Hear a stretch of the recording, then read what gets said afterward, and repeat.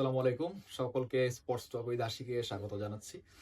একটা জিনিস যেটা বাংলাদেশে খুব বেশি প্রচলিত হচ্ছে সেটা হচ্ছে মুস্তাফিজুর রহমান ইস্যু, এবং এই ইস্যুকে ধামাচাপা দিয়ে এখন যেটা নতুন ভাবে তৈরি হচ্ছে সেটা হচ্ছে তামিম ইকবালের ইস্যু। তামিম ইকবাল গতকাল কোন একটা প্রেস কনফারেন্সে বলেছিলেন যে আমাদের এইটা চিন্তা করে সব সিদ্ধান্ত নিতে হবে যাতে আমাদের 10 বছর পরেও আমাদের ক্রিকেটের স্বার্থে সেটা কাজে আসে।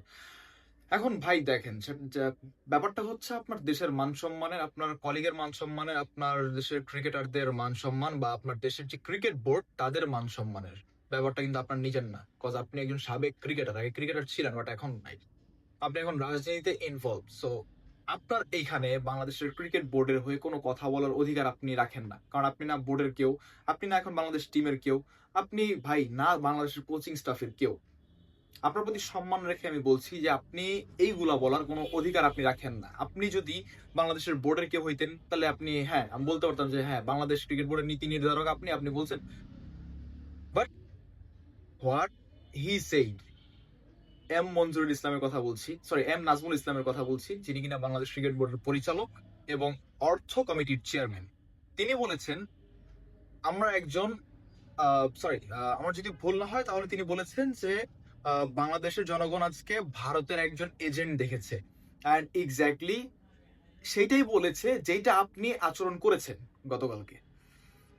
এখন তাকে আমি সাধুবাদ জানাই যে এইভাবে এজেন্ট কওয়ার, মানে এজেন্ট বলার রাইট আর কেউ দেখায় নাই ভাই, উনি একমাত্র দেখাইছে।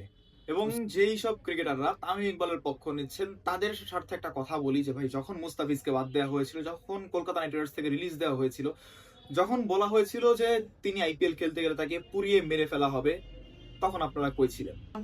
যখন মুস্তাফিজকে বলা হয়েছিল যে মুস্তাফিজকে খেলতে দেওয়া হবে না, রিলিজ দিয়ে দেওয়া হবে, তখন আপনারা কই ছিলেন? এখন এক একজন, আমি দেখলাম যে সাইফুদ্দিন, তারপর হচ্ছে তাসকিন আহমেদ সেম জিনিস পোস্ট করেছেন, একেবারে কপি পেস্ট। আমার যদি ভুল না হয় তাহলে রুবেল হোসেনও পোস্ট করেছেন, মোহাম্মদ মিঠুন পোস্ট করেছেন, কোয়াব থেকে পোস্ট করা হয়েছে। কেন ভাই? যখন মুস্তাফিজকে বলা হয়েছে যে তাকে আইপিএল খেলতে দেওয়া হবে না, কলকাতা থেকে রিলিজ দেওয়া হবে, তখন আপনাদের এই পোস্ট কই ছিল? মানে আপনারা কি প্রমাণ করছেন যে তামিম ইকবালের সাথে সাথে আপনারা নিজেরাও ভারতের দালাল?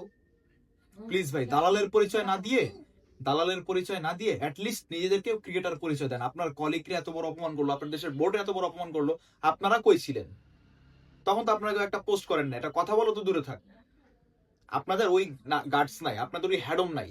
যদি থাকতো তাহলে অ্যাটলিস্ট একটা পোস্ট হলেও আপনারা করতেন। Thank you.